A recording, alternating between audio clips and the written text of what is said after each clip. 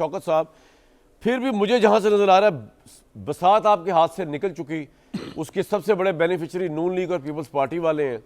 آپ لوگوں نے سمجھا ہی نہیں کہ اس ملک میں چلنا کیسے ہے, کون سے اقدار کس طرح لے کے چلنا ہے, اسٹیبلشمنٹ سے کیسے چلانی ہے. آپ لوگ پتہ نہیں کس ڈگر پہ چلے ہیں. کوئی ریئلائزیشن ہے آپ کو؟ آج جیسے عظمیٰ صاحبہ بتا رہی تھیں کہ عمران خان کی صحت تو ٹھیک ہے لیکن ذہنی ٹارچر کی وجہ سے غصے میں تھے. تو جب غصے میں اگر آ جائے بندہ تو پھر سر پیچھے کیا رہ جاتا ہے, پھر پلے کیا رہ جاتا ہے آپ کے؟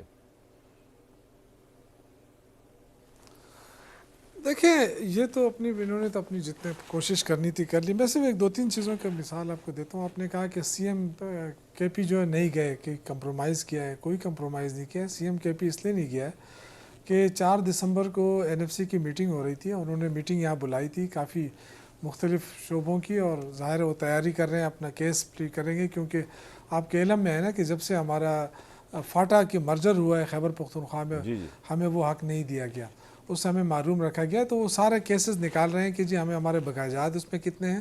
پھر اس کے علاوہ ہمارے جو 3000 ارب روپے وفاق کے ذمہ وہ بھی ہم مانگنا چاہتے ہیں, کیونکہ دہشت گردی کا سامنا ہے. ہم چاہتے ہیں کہ ہم اپنی پولیس کو باقی اس کو اسٹرینتھن کریں. اور جو انہوں نے میرے بھائی نے بڑا برا منایا رانا صاحب نے کرپشن کے حوالے سے کہ جی صوبہ نے پیسے لے گئے, تو یہ مجھے بتا سکتے ہیں کہ جو قرضہ آپ نے لیا اس میں صوبوں کو کتنا دیا ہے اور خیبر پختونخوا کو کتنا دیا ہے؟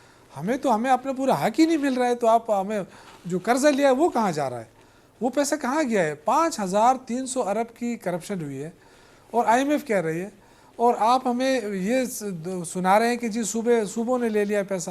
تو اب ہمیں ہمارا حصہ تو بتا دیں نا تاکہ ہم اس کا جواب دے سکیں کہ ہمیں کتنا ملا ہے اس میں سے, کیونکہ ہمیں تو 3000 ارب آج بھی آپ مقروض ہیں ہمارے اس صوبے کے جو جینون شیئر بنتا ہے. تو اس پہ, اور دوسرا جو ایک بات انہوں نے اچھی کی, میں ان کا شکریہ بھی ادا کرتا ہوں, جس طرح جھوٹ بولا تارڑ صاحب نے اور یہ انہوں نے الزامات لگائے, انہوں نے کہا کہ جی مجھے اس کا علم نہیں ہے اس لیے تو میں شکریہ ادا کرتا ہوں. دیکھیں یہی ہوتی ہے جینون بات. آپ جینون بات کریں گے تو آپ کو لوگ اپریشیٹ کریں گے, لیکن اگر آپ سے الزام تراشی کے اوپر حکومتیں چلائیں گے, الزام تراشی کے اوپر آپ سیاست کریں گے, تو یہ مہربانی وہ تو ظاہر ہے. یہاں تو دیکھیں نا شریف فیملی میں تو یا تو ان کے رشتہ دار ہونا چاہیے یا پھر یہ کہ دوسروں کو گالی دینا سیکھیں. تو اس کے بعد پھر جو ہے شوکت بھائی آپ نے سارا کچھ کر دیا, میرے سوال کا جواب نہیں دیا کہ مجھے لگ رہا ہے بساط عمران خان صاحب کے ہاتھ سے نکل چکی, آپ نہیں سمجھ پائے. یہ لوگ تو نال اینٹیز ہیں, جو حکومتی اراکین ہیں, یہ جو حکومت ہے, شہباز صاحب ہو گئے, جو بھی ہو گئے, ون ٹو آل.